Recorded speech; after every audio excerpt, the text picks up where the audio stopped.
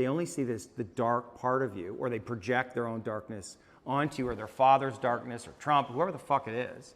They project that onto you. In some way, isn't that like... But those people are already paying the price. But those people, but for you, I'm saying for you, your inner it doesn't bother me because those people are already paying the price for their ignorance. Their minds are not free. Anybody who sits and watches the news and believes what the news says about me is the same kind of person who believes everything the news says. Right. And if you have two choices in this world, people are talking about the battle I'm in, and yes, I may be spearheading it, I may be at the front of it, but I believe that this war cannot be avoided.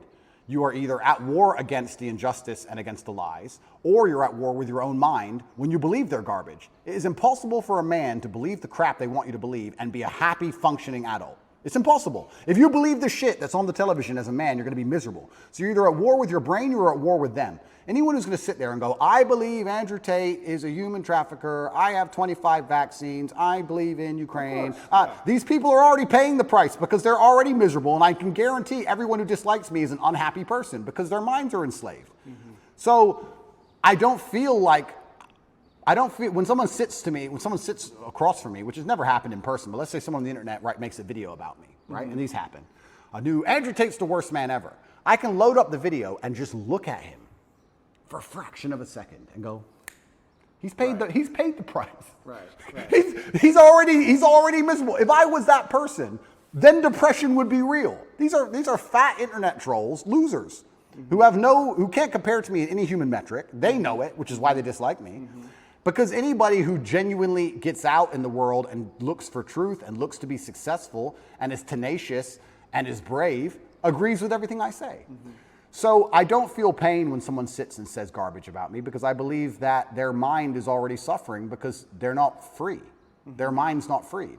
Anybody who can listen to what I say long enough and not be emotional about it and actually understand it, well, those people aren't paying a price. So maybe that's a coping mechanism, but every single time I see a woman who hates me or a man who hates me, and I compare them to the people who like me, there's a massive contrast in overall physical attractiveness, success, financial success. Like, it's amazing. Sure. So it's like, okay, well, my haters are way down here, and the people who agree with me are way up here, so let them hate. Maybe they just resent you. Of course, not maybe. I think a lot of the reason this is happening to me is, and maybe this is arrogant, but...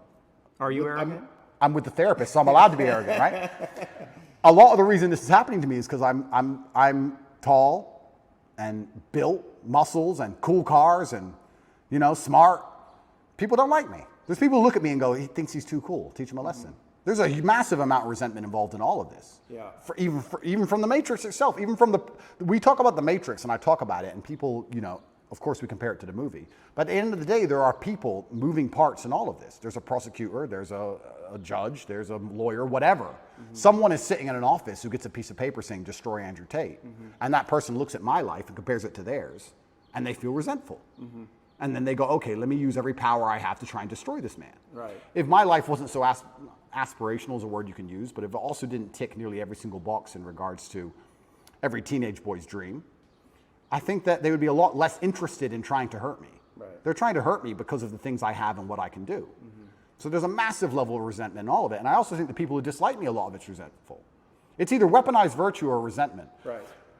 Especially weaponized virtue. Let's talk about that. Because whenever I have a hater online, it's funny, people who hate me in person are very respectful to me. It's very strange. Isn't it weird how the bottom line of humanity is always going to be physicality? When they meet me, they shut up. Sure. Keyboard warriors are very tough. Of course.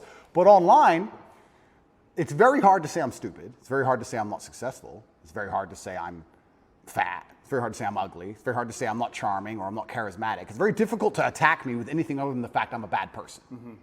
He's all these things. He's perfect in nearly every metric, but he's a bad person. Yeah. Right? So how do you do that? Well, you take a virtue and you weaponize it. Misogyny, homophobic, whatever it is.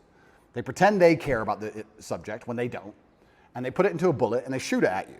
And it's weaponized virtue. It's not genuine virtue. These people who are saying I'm a misogynist don't care about women or care about combating misogyny. They just want to try and hurt me with it.